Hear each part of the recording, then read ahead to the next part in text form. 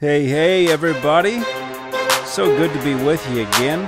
We took a little bit longer of a break between updates, but I left you with a pretty long episode last time, and we're back with a similar rendition this time around. Not quite the 20-minute variety, but I'm going to stay with that common theme, and we're going to ride out two series as we head out west. The Atlanta Braves are going to be taking on the Colorado Rockies for a 3-game set, and then shifting on out further to the West Coast, and I'm going to show you a 4-game series against the Los Angeles Dodgers. And we're going to watch Rory McMahon as he continues his road to the show, as he journeys through the year after his Rookie of the Year campaign, and he's starting to really solidify himself as a serious contender for the most valuable player in only his age 20 season. And he's kicking it off here against the Rockies with a nice, solid single right past the first baseman into right field. And here we are on third base. Let's see if the Braves can capitalize with the bases loaded and a 3-0 lead to start off against the Rockies at Coors Field. Is there to make the catch. And while my focus is not on the defensive side of things for Rory McMahon, I realize that that's a part of the game. That's the complete package. You guys want to see it. You want to see a little base running. So I'm going to show you some defense. Here's Troy Tulowitzki making it easy on us, popping it up. Even in foul territory, if we drop it, it's not a big deal, but we don't. McMahon squeezes it for the out. Moving on to the top of the fifth. Still a 3-0 lead. Oh, and he's waiting on the fastball that time as he belts one high and deep to right center. And this is going to be extra bases here to kick off the fifth. And if you had your hopes up that Coors Field and that thin air was going to mean a bunch of McMahon slams, Rory gets McSlammed shut on a double off the top of the wall. A nice extra base hit though, but what in the world is this? Get out your sand wedge, folks. We're going to plop it over the third baseman. But the force out has still made it second base. That's embarrassing. Go sit on the bench. If you can't get to second base, you got to be able to read that. I understand. Maybe the third baseman would have caught that. We can't be too critical. Easier said than done. But hey, at least we got a run out of it. It's 4-0 now. Heading to the top of the seventh as McMahon rips another single into right field. What a great way to start episode number 32 as we take our talents out to the Rocky Mountains and then to the West Coast.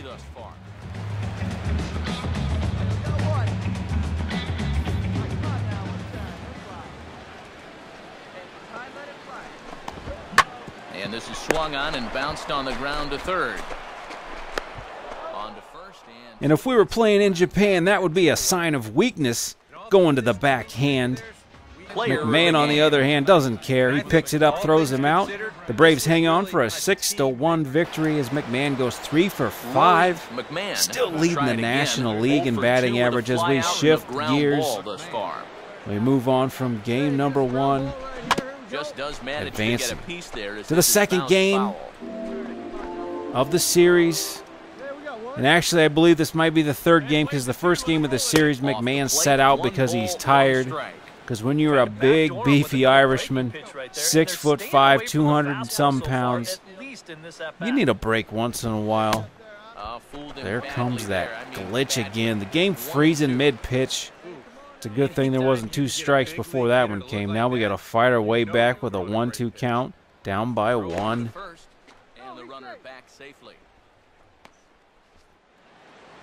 Hey, let's roll 2, huh? Hey, like you can up there, huh? Hey, and now a pitch hit sharply on the ground. And this stays down on him, and it's right by him at first. And another single for McMahon. I think the first baseman probably should have fielded that one. Maybe he got crossed up, trying to cover first base, holding the runner on, and then getting into defensive position. He just didn't get himself in a good set there. So here we are on first base, then moving on the pitch with a full count and 2 outs, easily making it to third base on the single. Let's see if we can actually score a run for once. It's tied at 2. Ricky Weeks takes the 3-0 pitch on a check swing. Just put the bat on your shoulder. We don't need the drama. McMahon scores, but the Rockies explode late in the game. And we drop the last game of the 3-game set. No McMahon slams in Coors Field, but don't turn away, because we got 4 games of action-packed excitement coming your way right now in Los Angeles. McMahon was saving some big stick explosion. And there it goes.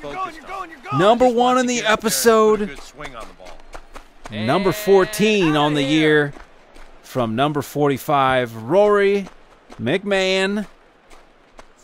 Another McMahon slam. 14 on the season, and it's given Atlanta a 2-0 lead.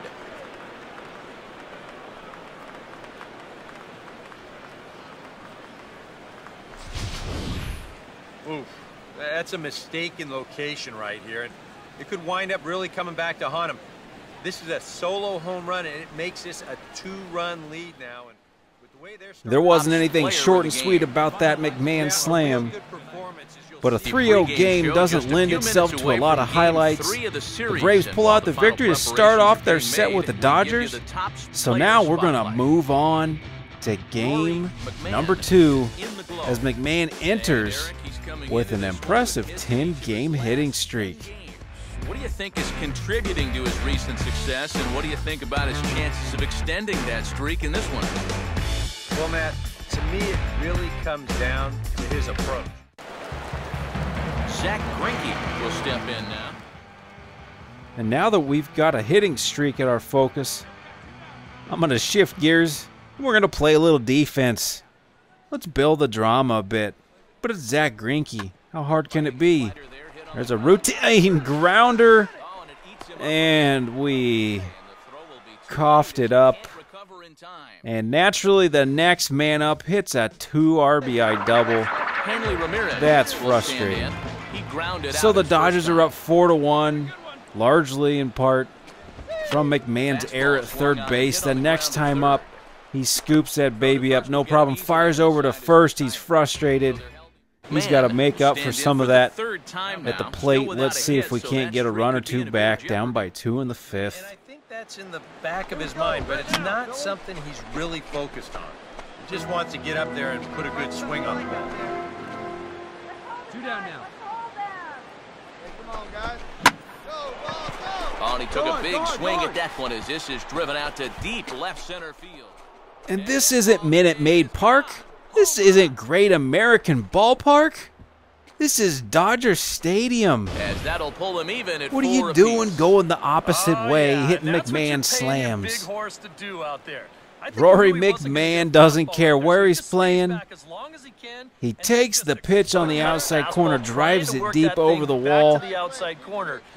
But the Dodgers put up 4 more runs, and the Braves have been doubled up.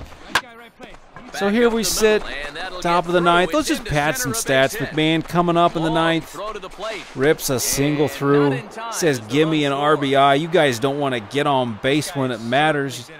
I'll take some junk stats in the 9th. Unfortunately, though, that rough 8th inning was just too much to overcome. McMahon with 2 hits and 5 appearances, 3 RBI. We're finally getting those guys batted in when they are on base. So let's finish things up now. We got a tough matchup coming up. Lefty on lefty. Not McMahon's favorite thing to do, but we're still tops in the National League in batting average. Let's see if we can end with a bang and take the series from the Dodgers. No runs, 3 hits, and 1 error on the Atlanta line score. Drive it, see, drive it. Go. And a little battle brewing here as he fights off the 2-strike pitch and chops it foul. Let's go, right here. See it, drive it. Hey, give yourself right here. Let's go, baby. It's going. Now a swing and a drive high in the air and deep to right center field. And And fire up the bagpipes, ladies and gentlemen. The Irish Slugger has gone deep again. McMahon slam, number 15 on the year. All-Star game, can you put me in? MVP race, move me up the ladder. Rory McMahon is making a statement. He might be batting like 200 against lefties on the year. But one out of five doesn't sound so bad when that one is a home run almost every time. And he couldn't pull the trigger. There's McMahon up again. Top of the fourth, a couple of men on. Atlanta with a nice 5-run lead. McMahon, you can play loose. Just let it go. Runner holding tight at second. Now the pitch. Oh, that ball's driven into left center. This could be trouble. And it is trouble. It finds the gap for And Matt Vasgersian likes the word trouble. Rory McMahon likes it because it rhymes with double. A couple of RBIs. Tally him up. Put him on McMahon's stat sheet. He's got a home run. He's got a 2 RBI double. We've still got some ball game left to play. Too tight with that one. 3-0. Now that he's worked it to 3-0, he's got a couple of free pitches here to pick out one he really likes. Plays it first here. Wait for a good one. Try it, kid. And this is taken here for ball 4. Just the second walk he's allowed into his 8th inning of work. And listen to those Dodger fans For these boo. guys, but if we had to pick Come on, we one all know player there who wouldn't be stood that out, many that's our fans man still at right the there. game. He's our top player of Los the game. Angeles, you got other things to do when your team's down by 5. You got to beat the traffic home. Go catch a Lakers game or something. But instead, I guess they're going to stay around because they wanted to see McMahon put on his display all the way from Atlanta, Georgia. They don't get to see it in person very often. And he comes through to close out the series. Fantastic 2-for-4 performance. Creeping up to 350 at the batting average mark. A home run. Handful of RBIs. What are you going to do? You're going to keep boosting the power. That's what you're going to do. McMahon says you can never have enough when we're trying to hit 40 home runs this season. And while we're devoted to building up our strengths, we're not worrying about other things. There is one change we're making here. There you see. One of you requested it. It's something I wasn't even really paying attention to. But hey, you guys are the reason we're doing this. You're supporting this series. So off with the minor league helmet that looks like we're playing in Little League. We're back to the one flap ear helmet thing. If that makes a difference to you guys, that's fine, because to me it doesn't matter too much. McMahon, he's creeping up on that all-star spot. I don't know why he's not in the starting position. We got Chase Headley sitting atop of him. I don't know. What do you guys think? Do you think McMahon should be starting there? Should Headley be starting? Let me know in the comments. Like the video if you think McMahon should be starting. Or maybe Headley truly does deserve it. But when you look at the batting average leader, it's McMahon by a long shot. And Rory's up there in tops with hits. He's pretty close in doubles, home runs, runs batted in. It's hard to argue that McMahon shouldn't be 1 or 2 in the MVP race, but yet he's not even at the top of the all-star spot for third baseman. But luckily, though, there's a lot left of the month of June. And then we've still got a few weeks before the All-Star game in July. So we're going to keep pushing in hard. We made our statement on the West Coast. It's time to shift things back home. So until next time, thanks for watching, and we'll catch you in the next episode.